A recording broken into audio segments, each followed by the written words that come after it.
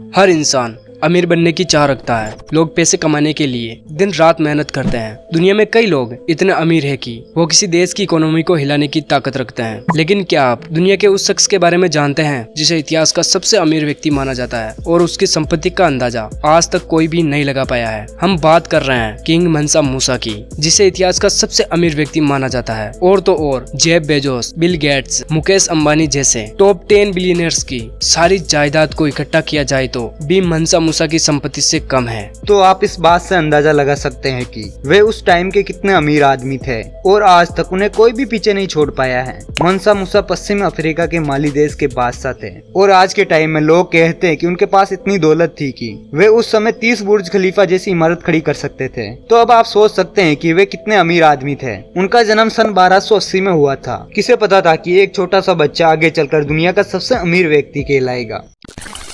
तो चलिए सीधा जानते हैं मंसा मूसा कैसे माली के बादशाह बने। तो अब हुआ क्या था कि सन 1312 में बादशाह अबू बकर के दिमाग में एक बात आती है, क्यों ना मेरे इस विशाल राज्य को और बढ़ाया जाए। और फिर क्या था, उन्होंने इस बात को ध्यान में रखते हुए 200 सैनिकों से भरी हुई और 100 खाने पीने की भरी कश्तियों को अटलांटिक महासागर के उस पार पता लगाने के लिए भेज दिया, यानी कि उसे भी अपने साम्राज्य में ले लिया जाए। पर असल में ये सब कुछ हुआ ही नहीं था। 300 कश्तियां वहाँ पर गई थी और एक भी लौट कर वापिस नहीं आई थी। लेकिन एक दिन अचानक से एक कश्ती उन्हें वापस लौटते हुए दिखाई दी। उसकी हालत बहुत ही खराब थी और जब उसके वापस लौट आने पर उसके कप्तान से पूछा गया कि ऐसी हालत का जिम्मेदार कौन है, तो उसके मुंह से बस एक ही चीज निकली, एक भयानक समुद्री चक्र। उस चक्र ने सारी कश्तियों को और सारे लोगों को और खाने पीने की चीजों को एक दानव की तरह निगल लिया और वह एक अकेली कश्ती थी जो कैसे भी बचते बचते वहाँ से भाग निकली। अब ये सुनते ही सुल्तान अब्बू बहुत ही निराश हुए, क्योंकि वे ऐसी कंडीशन में हैं जिसमें कुछ नहीं कर पाए,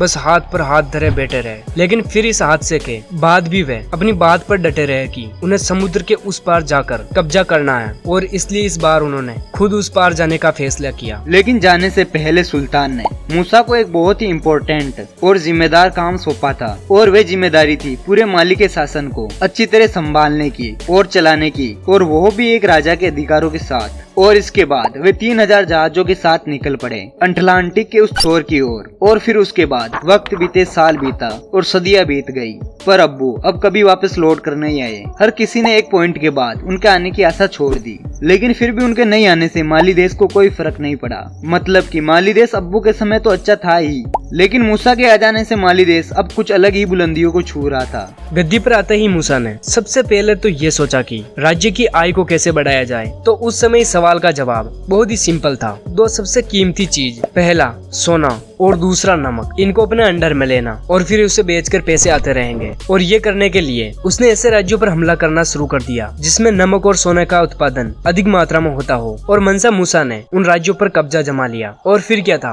अब माली में होने वाली थी पैसों की बारिश। पैसों की बारिश का मतलब अब शाही खजाने में बढ़ोतरी होने वाली थी, और खजाने में बढ़ोतरी होने के कारण माली के इकोनॉमी पावर के स्तर में भी बढ़ोतरी होगी। और ऐसा हुआ भी। इन सारे आक्रमणों के बाद माली साम्राज्य इतना बड़ा हुआ कि अटलांटिक तट से नाइजर नदी तक बढ़ती चली गई। मंसा मूसा को अपने राज्य को ऊंचाइयों तक पहुंचाने के लिए उसकी एक और चीज मदद कर रही थी, उसका धर्म इस्लाम। राजा की ज्यादातर जनता इस्लामिक थी और इसलिए उनको मंसा के राज से कोई आपत्ति नहीं थी। पर मूसा के राज्य में कुछ ऐसे भी काबिले थे जो इस्लाम धर्म को नहीं मानते थे, और उन्हीं काबिलों में से एक था बम्बुक माइंस का काबिला। उन्होंने मंसा के इस्लाम धर्म के खिलाफ विद्रोह किया क्योंकि उन्हें उनका धर्म खतरे में लगने लगा। लेकिन मूसा की इतनी विशाल सेना के सामने वे कहां टिकने वाले थे, और ऐसा हुआ भी था। मंसा मूसा ने अपनी सेना की मदद से उस विद्रोह पर काबू तो पा लिया था, लेकिन मूसा ने उन्हें मारा नहीं। उसने झट से ये बात समझ ली कि अगर उसे शासन बनाए रखना है तो उसे बाकी के धर्मों को भी साथ लेकर चलना होगा।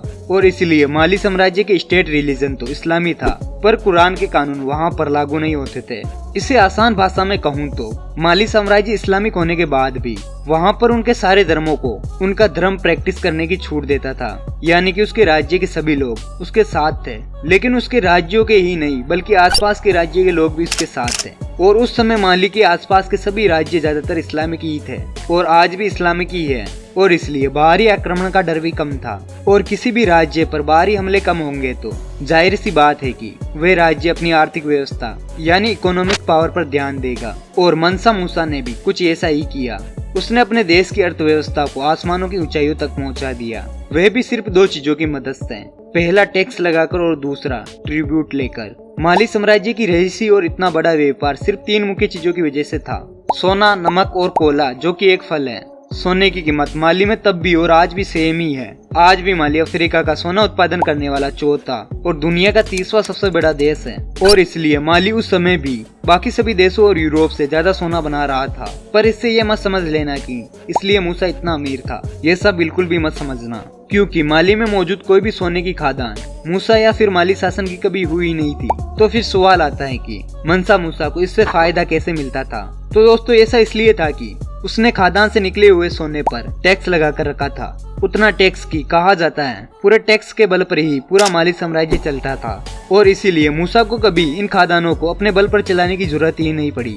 और तो और मूसा ने इन खादानों की लोकेशन को दुनिया से सीक्रेट रखा था। माइनर कम्युनिटी अपना सोना सूडान के मिडिल मैन को अपनी जरूरत की चीजों के बदले दिया करते थे, और सूडानी उस सोने को बेचकर अपनी जरूरत की चीजें बाहर के ट्रेडर से खरीद लेते थे, और इसी तरह किसी बाहर वाले को इन खादानों के बारे में पता ही नहीं चलता था।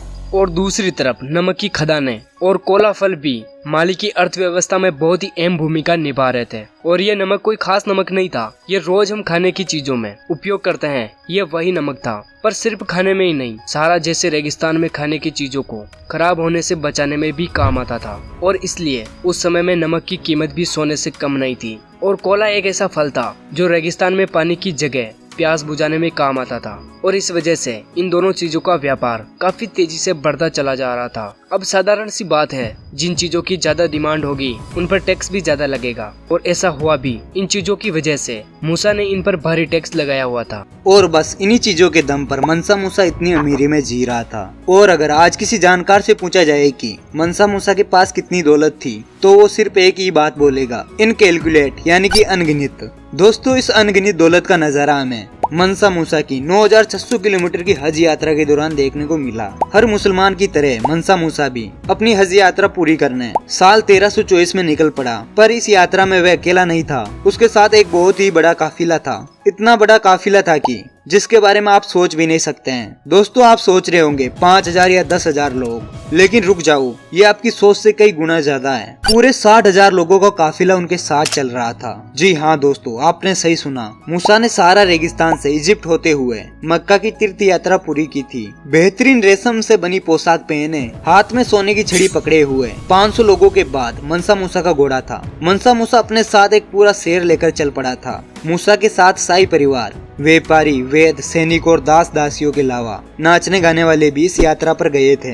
दोस्तों 60,000 लोगों में से 12,000 लोग तो गुलाम ही थे, जिनका काम था सोने से भरे बक्सों को उठाना। मूसा के इस काफिले में 100 से भी अधिक ऐसे ऊंट थे जिन पर सैकड़ों किलो सोना लदा हुआ था, जिसे मूसा रास्ते में मिलने वाले गरीबों और बेसहारा लोगों को बांटता हुआ आगे बढ़ता चला जा रहा था। मूसा ने काहिरो, मक्का और मदीना हर जगह 20-20 हजार सोने की ईंटें बांटी थी। दोस्तों मनसा मूसा शुक्रवार के दिन जहाँ भी रुकता था वहाँ पर मस्जिद का निर्माण करवाता था। मनसा मूसा की मक्का की यात्रा का रोमांच उस समय था जब वे इजिप्ट की राजधानी काहिरा शहर में पहुंचा। मनसा मूसा की यात्रा में इतनी भीड़ और उसकी शान शौकत देखकर वहाँ के लोग हक्के बक्के रह गए थे। मनसा मूसा ने काहिरा शहर में गरीबों को देखकर उन पर सोने के सिक्कों की बारिश करवा दी थी, और मूसा के साथ आए व्यापारियों ने काहिरा शहर में इतनी खरीदारी की कि काहिरा में गोल्ड की कीमत 20% गिर गई थी। दोस्तों इतिहास में ऐसा पहली बार हुआ था जब किसी एक व्यक्ति के दान करने पर सोने का भाव इतना गिर गया था। लेकिन इतनी दानवीरता के बाद भी माली साम्राज्य की नींव ज्यादा देर तक नहीं टिक पाई। मूसा की मौत के बाद ही उसके सारे मंत्रियों ने बेईमानी करना शुरू कर दिया था और राज्य को अपने हिस्से में लेना शुरू कर दिया, और वे राज्य जिन पर मूसा ने कब्जा किया था वे सभी राज्य माली से अलग हो गए, और इसी के साथ माली साम्राज्य का अंत भी हो गया। दोस्तों अब अगर देखा जाए तो माली साम्राज्य का राजा अच्छा तो था और लोग भी वहाँ के राजा से खुश थे, और माली में शाही खजाना भी भरा पड़ा था और बाहरी हमले की कोई गुंजाइश नहीं थी। इसी वजह से माली साम्राज्य दुनिया में इतना अमीर हो पाया। तो दोस्तों माली साम्राज्य के बारे में आपका क्या कहना है, कमेंट बॉक्स में जरूर बताइएगा, और इस वीडियो के लिए एक लाइक तो बनता है, और चैनल पर नए हो तो चैनल को सब्सक्राइब कर ले। तो चलिए मिलते हैं किसी नेक्स्ट वीडियो में।